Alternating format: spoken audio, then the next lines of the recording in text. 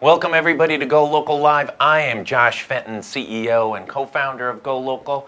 I want to welcome everybody in on the 3 o'clock hour. With me is Cy O'Neill. Welcome very much. Thank you, Josh. For coming on We're in. really glad to be here. Yeah, and Cy's working on leading an effort to really build out a series of different hubs around the state. You've launched the first, most successful one of the Village Common model, in which connects people 65 plus. Well, we don't put any age limit on it, no Josh. No age limit. But people, older adults, get what we're up to. Yeah. And it's a amoeba-like infrastructure to connect people in lots of different ways. Give an overview. Well, the place to start is talking about what we did with the Provenance Village. So we started about 4 years ago. We're in our 4th year of operations, so a little bit further back than that. And what we've created is what we call a community of mutual support.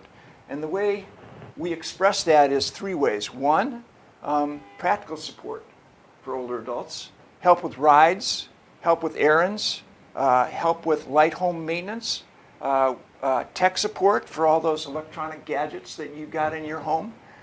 We've got referrals and timely information. Things come up. People need reference to a contractor that they can trust, that they think will actually return their call when they try to reach them. We've got folks. I'm joining immediately. Great. Excellent, excellent. That's the whole point. It's like trying to have a community where we get some response out there from folks when we're asking for help. So that's part one, is really the practical support. Another important part of our community is the social engagement, the opportunities to get out there with old friends and new, potluck suppers, we've had people go to movies, I think there are operas down in Warwick that come through for New York, and people go down to that. We've got what we call neighborhood circles. So members who live in a common neighborhood, we've got a neighborhood circle up in Oak Hill, and it's a chance to get together every couple of months, potluck supper, and have some kind of shared theme for the evening. So that social engagement. And that is such an important, forget generational, such an incredibly important part of living in New England in the winter, especially from a mental health standpoint. Yeah, absolutely. Of connecting with people and engaging with them. I think everybody does fine, it seems like, in the summer and spring. But in the winter, it's a really, really tough situation. And for older folks, where the weather's more complex and snow and ice, it's really important. Yeah, and isolation is recognized as a significant health threat to older adults. Right. I think that the Department of Health and Human Services estimated that 40% of older adults live alone, and of those, a good 40% report a sense of isolation, a sense of being lonely. And I've seen studies where there's an estimate that the cost impact to society of the health impact of isolation is up around $6.7 billion. So when we talk about the importance of engaging people and having people have an opportunity to be out with friends, that's just really critical. When you're older, you don't have the work, the kind of infrastructure, the kind of social support community that you had when you were younger, at work and with your kids and stuff. Right, being a parent, so running all around. Very important to be intentional about creating that sense of community. We have a sense of false God too, and I know because of social media and things like that, there's a connectivity there, but that physical interaction of getting people together for that potluck dinner, or get them together at the butcher shop for breakfast or brunch is incredibly important and invigorating to people. Right. So that's number 2, practical support, that social engagement, and then the third thing is really that sense of making a difference, having a sense of purpose. Encore.org did a national survey, I think 1,200 older adults, and the thing that came through really strikingly in that was the importance that people felt of giving back, of having a sense that they were still making a difference. They're retired, they've got all these sort of lifetime experiences, they want to be able to give back. And with the Provenance Village, we had this way, hey, we're all volunteer. So it really opens that door for folks. So the three of our best writers, our most beloved writers, our best read writers, columnists, are all over 70. Bob Whitcomb, former editorial page editor at the Providence Journal. Will Morgan is one of the most influential architectural critic, and Dr. Ed Iannicelli. Yeah, that's right. So that kind of lifetime experience and expertise that develops, it's so valuable to society, to communities, to be able to give that back. We're almost guaranteed to have another 70-year-old president, no matter who wins this thing, looking at the polls. Yeah, well, yeah, that's for sure. So anyway, we'd been talking about the Village Common, and I was saying that sort of the Provenance Village is a place to start to be looking at that. So we'd created the Provenance Village. We're about 4th year of operations.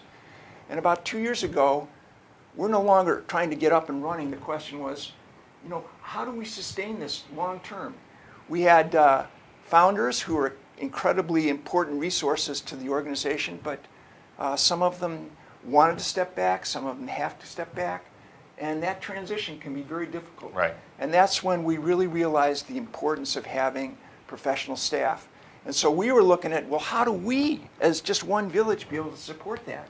And we started thinking, well, what if there were an organization that was many villages, that many villages were sharing a common staff and a common administrative infrastructure? And then we were thinking, well, there are only right now, only 3 villages in the state. There are like 220 around the country. Right. 40,000 adults around the country being supported and helped by villages. And there are only 3 in Rhode Island. Why is that? Well, there's this huge barrier to getting villages started.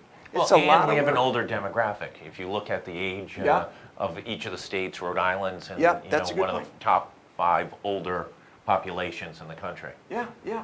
So it's a natural connection. And it's a better, cheaper day than going to Twin River and playing the slots. You might actually win on occasion. Yeah.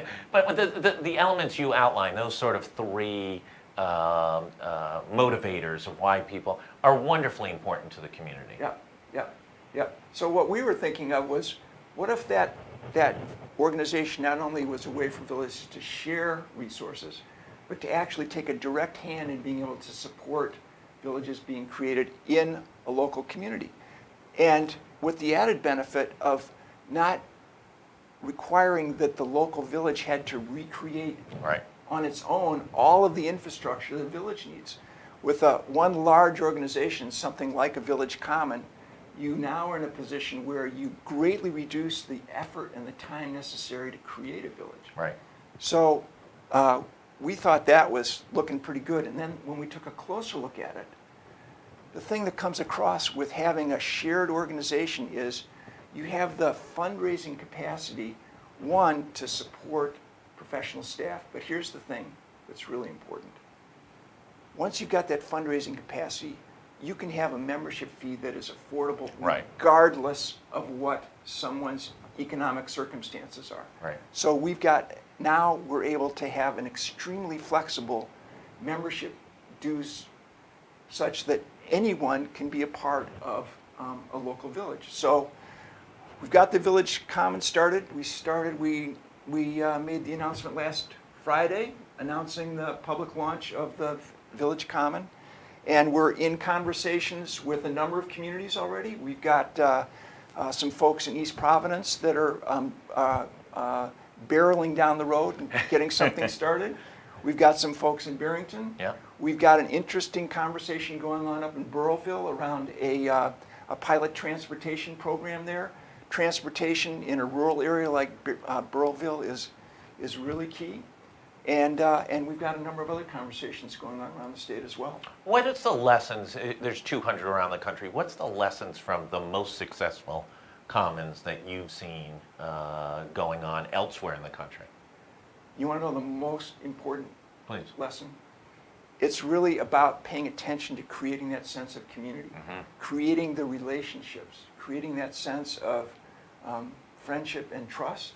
That potluck dinner may have a lot more importance than anything else you do. That is really well put. Yeah. And even picking someone up and giving them a ride from here to there. Yeah. The interactions that conversation, take on there, the relationships that build there are extremely valuable.